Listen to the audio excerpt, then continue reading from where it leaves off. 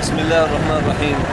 الآن سيتوجه ركن من مدينة حلب لمؤازرة إخواننا الجيش الحر في الريف الشمالي للقضاء على المجموعات الإرهابية المتعاملة مع النظام، مع داعش، مع تنظيم الدولة الإمبريالية العلوية الشيعية التي أفعالها تشبه تماما أفعال النظام.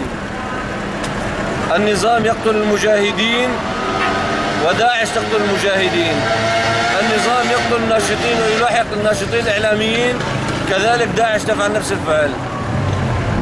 النظام يلاحق الناشطين الإغاثيين، نفس الشيء تقوم به داعش.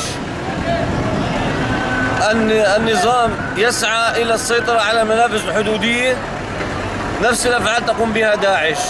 ما قتالها في مدينة إعزاز وفي تل أبيض وفي باب الهوى إلا للسيطرة على المنافذ الحدودية وقطع الإمدادات عن الجيش الحر.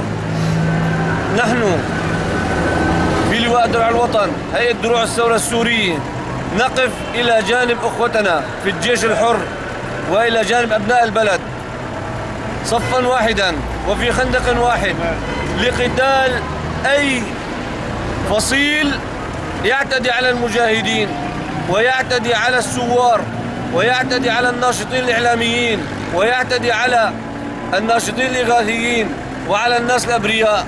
ما خرجنا إلا نصرة لله سبحانه وتعالى ونصرة للمظلومين وللناس الأبرياء.